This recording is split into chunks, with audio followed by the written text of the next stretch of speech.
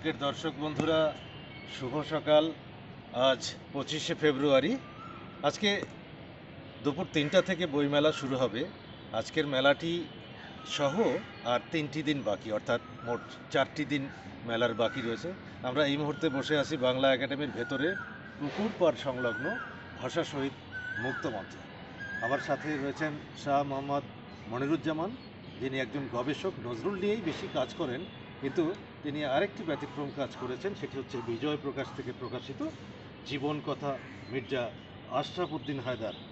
তো এই বইটির প্রচ্ছদশিল্পী আনিসুর রহমান লয়েড। আমরা যদি একটু বইটি খুলে ভেতরের দিকে পড়বার চেষ্টা করি, ফার্স্ট ফ্ল্যাপে যে কথাগুলো লেখা আছে মির্জা আশরাফ উদ্দিন হায়দারের জীবন কথা নিয়ে বইটি। এই বইয়ে তার শৈশব, বাল্যজীবন, শিক্ষাজীবন, রাজনৈতিক জীবনের যেমন বর্ণনা রয়েছে, তেমনি রয়েছে তার কর্মজীবন, সমাজসেবার ইতিবৃত্ত। এই বইয়ে আরও রয়েছে তিনি কিভাবে ব্রিটিশ বিরোধী স্বাধীনতা সংগ্রামে ও পরে পাকিস্তান আন্দোলনের কর্মী হিসেবে পরবর্তীকালে ভাষা আন্দোলন ও মহান মুক্তিযুদ্ধ সহ অন্যান্য গণতান্ত্রিক আন্দোলনের পক্ষে থেকে স্বাধীন সার্বভৌম বাংলাদেশ গঠনে পরিমাণে অল্প হলেও যতটুকু ভূমিকা রেখেছেন তা স্বল্প পরিসরে তুলে ধরা হয়েছে। পাশাপাশি বেশ কিছু আলোকচিত্র রয়েছে বইয়ের শেষ দিকে, যেটি ঐতিহাসিক গুরুত্ব বহন করছে। মিস্টার মনির, আপনাকে আমাদের এই পর্বে স্বাগতম। আপনি কেমন আছেন? মেলার তো বিদায়ের সুর প্রায় ঘনিয়ে আসছে। জি, আপনাকে অনেক ধন্যবাদ। আপনার ফেসবুকের শ্রোতাদেরও ধন্যবাদ। মেলায় ধীরে ধীরে ঘনিয়ে আসছে, আমি ভালো আছি। তো মেলা যে এই যে শেষ হয়ে আসছে, আপনার কি কষ্ট লাগে কি?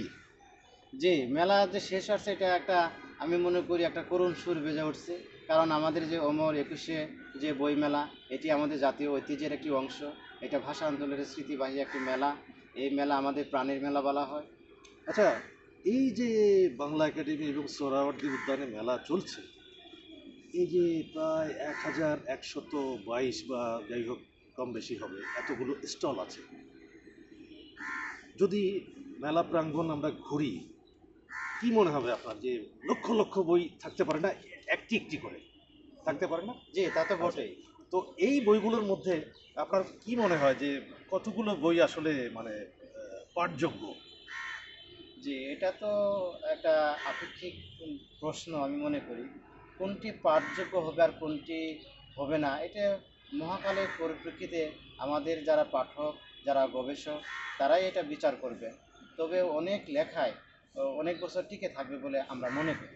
আচ্ছা, আমার হাতে যে বইটি রয়েছে মির্জা আশরাফ উদ্দিন হায়দার, আমি যতটুকু পড়েছি বা দেখেছি, ইনি জামালপুরের মানুষ ছিলেন, তাই না? জি। আচ্ছা, তো ওনার সম্পর্কে একটু বলুন আপনি। বইটি আপনার হাতেই কিছুক্ষণের জন্য তুলে দিলাম। এই বইতে আপনি পড়তে পড়তে পাঠককে কী জানাবার চেষ্টা করেছেন? কেনই বা এই বইটি পাঠ আজকে না হোক আগামী প্রজন্মের জন্য জরুরি হবে? জি, অনেক ধন্যবাদ। অনেক সুন্দর প্রশ্ন।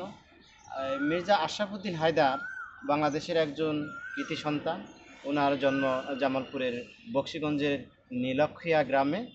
উনি ব্রিটিশ বিরোধী আন্দোলন থেকে শুরু করে আমাদের মুক্তিযুদ্ধ পর্যন্ত যতগুলো আন্দোলন সংগ্রাম হয়েছে, প্রত্যেকটি আন্দোলনের সংগ্রামে তার অংশগ্রহণ ছিল। এবং উনি মাতৃভূমি বাংলাদেশ পক্ষে থেকে উনি আন্দোলন করেছেন। আমরা যদি ব্রিটিশ বিরোধী আন্দোলনের কথা বলি, উনি সে সময় কংগ্রেসের সঙ্গে ছিলেন। এরপর দেশবন্ধু চিত্তরঞ্জন দাসের যে স্বরাজ এবং পরবর্তীকালে একে ফজলুল হকের যে কৃষক প্রজা পার্টি, এগুলোর সঙ্গে ছিলেন। তৎপরে যখন 1940 সালের পর উনি মুসলিম লীগে প্রগতিশীল অংশে যোগ দেন। উনি হুসেন সোহরাওয়ার্দী এবং এদের এদের পক্ষে, এদের সাহচর্যের পক্ষে উনি পাকিস্তান আন্দোলনে অংশগ্রহণ করেন।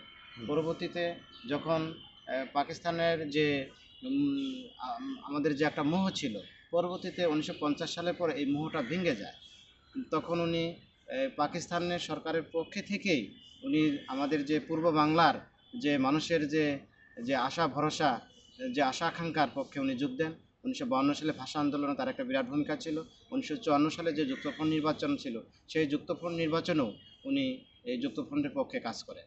উনি সেই সময়কালে একটা পত্রিকা বের করেছিলেন, সেটা ছিল জামালপুর শহর থেকে। জামালপুর শহর। জামালপুর শহর কি ওই সময় প্রেসের কি বলে কালচার বা প্রেস ছিল?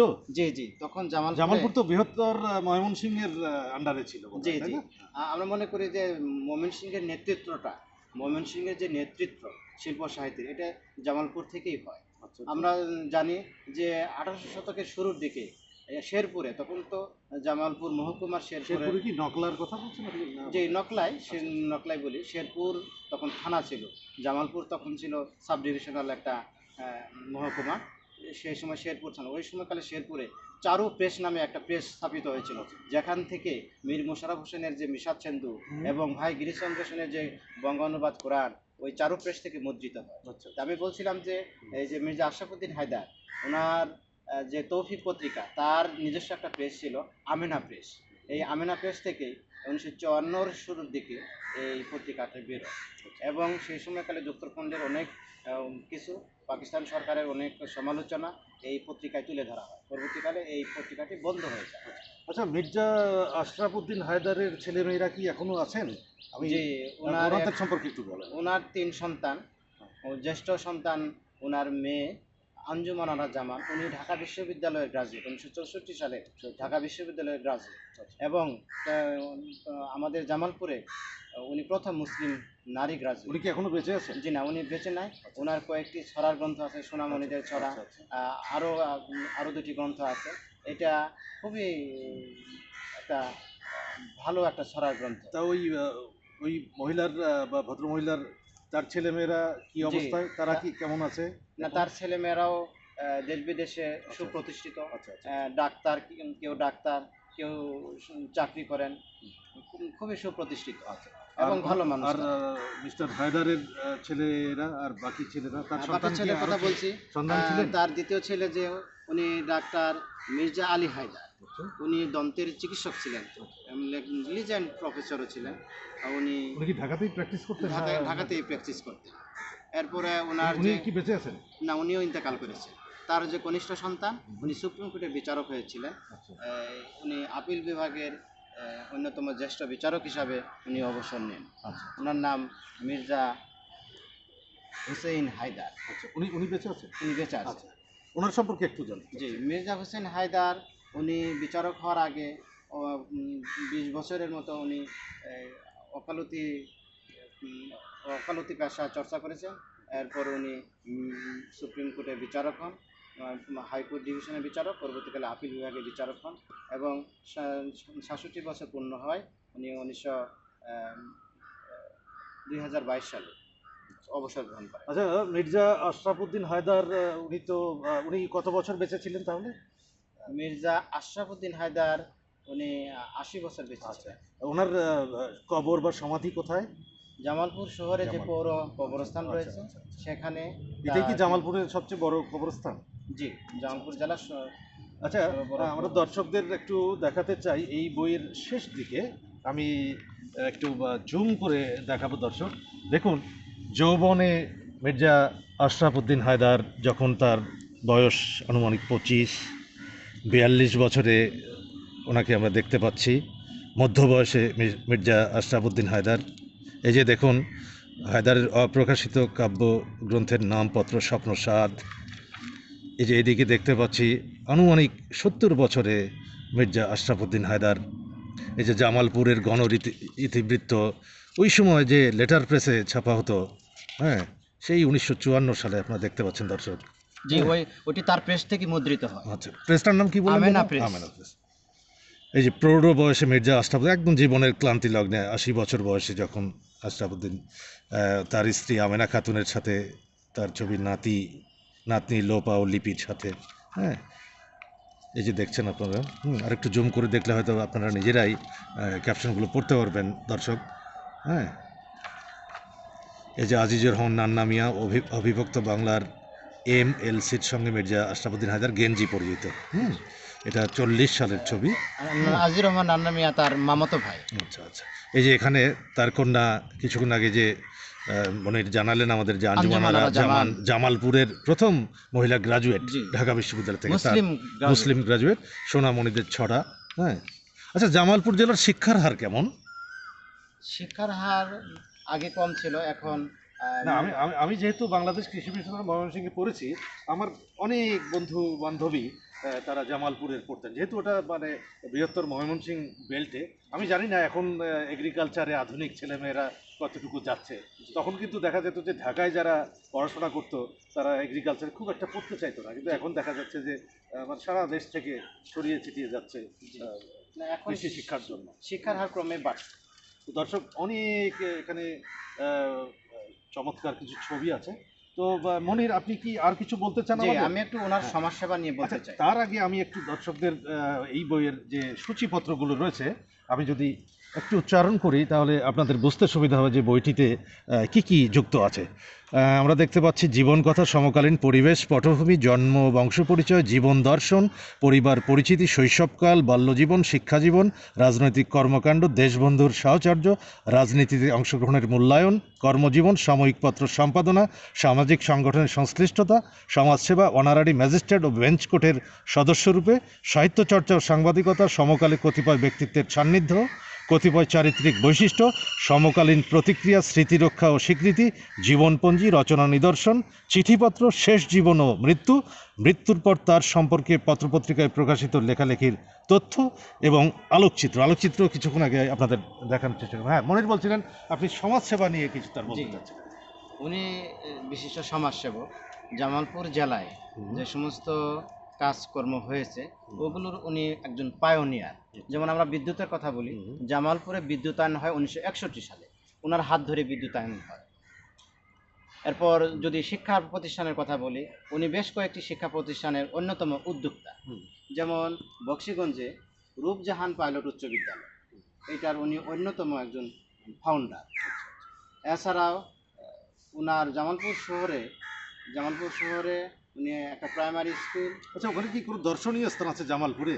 আমি যদি বলি যে আমি জামালপুরে আজকে যাব, কি দেখতে চাই, কি দেখবো? ওইখানে বলছিলাম যে হরিশ্চন্দ্র দিঘি নামে একটা বিশাল দিঘি রয়েছে এবং দিঘির চারদিকে অসংখ্য গাছপালা রয়েছে। অনেক গাছপালা প্রায় শতাধিক বছরের হবে। ওই দিঘিটা অনেক দৃষ্টিনন্দন। আর কি আছে জামালপুরে? ওই দিকে ঘিরে অনেক পালা, অনেক কাহিনী রচিত হয়েছে। আরেকটা, আমি ট্রেনে যখন যাতায়াত করতাম আমার ছাত্র জীবনে, আমি দেখতাম যে ঝিল বাংলা চিনি কল। জি, এটা কি এখনো টিকে আছে? জি, এই কলটি এখনো টিকে আছে। এটা জামালপুরে কতটুকু অবদান রেখেছে কৃষি ক্ষেত্রে বা জি, শিল্প আমাদের ক্ষেত্রে? জি, আমাদের অঞ্চলে আশপাশে যে আখের চাষ হতো ব্যাপকভাবে। এই আখ ঝিল বাংলা সুগার মিলে যেত, এটা দেওয়ানগঞ্জে। এবং ওই সুগার মিলকে কেন্দ্র করে ওই এলাকায় সরকারি হাই স্কুল, তারপর অন্যান্য প্রতিষ্ঠান গড়ে উঠেছে। এবং জামালপুরের এই শিল্পায়নে ওই সুগার মিলের অবদান ব্যাপক। আচ্ছা, জামালপুরে একটা বিখ্যাত সরকারি কলেজ আছে, নামটা আমার কেন যেন মনে পড়ছে না। জামালপুরে বিখ্যাত সরকারি কলেজ আশিক সরকারি কলেজ। আচ্ছা, ওই কলেজেরও আচ্ছা, ওখানে কি আপনি পড়াশোনা করেছেন কিনা আমার ওই ঠিক কলেজে জানা আমি নেই। এইচএসসি পড়াশোনা করেছি। এই কলেজটা কি খুব প্রাচীন? এই কলেজটাও প্রাচীন। কত সালে স্থাপিত? 1946 সালে স্থাপিত হয় কলেজটি। এবং এই কলেজটির এর যে চত্বর, অনেক বিশাল চত্বর, অনেক এলাকা জুড়ে এই কলেজটি। আর জামালপুরে সরকারি হাই স্কুল আছে কি? জামালপুরে কি নাম? গভর্নমেন্ট হাই স্কুল আছে, জামালপুর জেলা স্কুল আছে, এছাড়াও সিংহজানি হাই স্কুল আছে। এগুলো অনেক প্রাচীন স্কুল, যেগুলোতে হাসান হাফিজুর রহমান, আব্দুল আল মামুন এরা পড়াশোনা করেছেন, আনোয়ার হোসেন। আচ্ছা, জামালপুরের কৃতি সন্তান কারা? আমরা মানে বাংলাদেশের যে আপনি বললেন যে একজনের নাম, আমাদের শিল্প সাহিত্য জগতে বা এক নামে সারা পৃথিবী বা বাংলাদেশের মানুষ চিনে, আব্দুল্লাহ আলমন বললেন, তারপরে হাসান হাফিজুর রহমান, আর এছাড়াও মুক্তিযুদ্ধের অন্যতম সেক্টর কমান্ডার খালেদ মোশাররফ। আচ্ছা, আর ইয়ের আপনার খেলোয়াড়দের মধ্যে কেউ আছে? খেলোয়াড়দের মধ্যে আছে, এই মুহূর্তে নাম মনে পড়ছে না, খেলোয়াড়দের মধ্যে আছে। এছাড়া বিপ্লবীদের কথা যদি বলি, মির্জা আশরাফুদ্দিন হায়দার তো আসবেই। এছাড়াও বিপ্লবী রবি নিয়োগী আছে। আর জামালপুরের আপনার পুরাকীর্তি বা আপনার যে ঐতিহ্য, যেমন আমাদের বর্ধমান হাউস পেছনে আমরা দেখতে পাচ্ছি, এরকম কোনো ভবন কি আছে, কোনো জমিদার বাড়ি বা কোনো? যে এরকম আছে, নাম বলেন তো। মির্জা আশরাফুদ্দিন হায়দারের যে বাড়িটা, এটা অনেক সুপ্রাচীন, এখনো টিকে আছে? এখনো ঠিক আছে। কয়তলা সেটা? এটা একতলায় বাড়ি। বাড়ির চত্বরে মসজিদ আছে, সেই মসজিদটা অনেক পুরনো। এছাড়াও আমাদের সরিষাবাড়ি ও মাদারগঞ্জেও অনেক প্রাচীন মসজিদ, প্রাচীন বাড়ি আছে, কাঠের দোতলা বাড়ি, কাঠের একতলা বাড়ি, এরকমও আছে। তো দর্শক, আমরা এই পর্বটি আর দীর্ঘায়িত করে আপনাদের কি বলে ধৈর্যের ব্যাঘাত ঘটাতে চাই না। আপনারা মনিটরে দেখতে পাচ্ছেন জীবন কথা, মির্জা আশরাফুদ্দিন হায়দার, শাহ মোহাম্মদ মনিরুজ্জামানের বই। এটি নিয়ে আমরা কথা বললাম। আমরা নতুন কোনো পর্ব নিয়ে আপনাদের কাছে আবারও হাজির হব। সে পর্যন্ত ভালো থাকুন, দেখা হবে। বইমেলায় আসুন, বই কিনুন এবং প্রিয়জনের জন্য সবার আগে নির্বাচন করুন আপনার পছন্দের।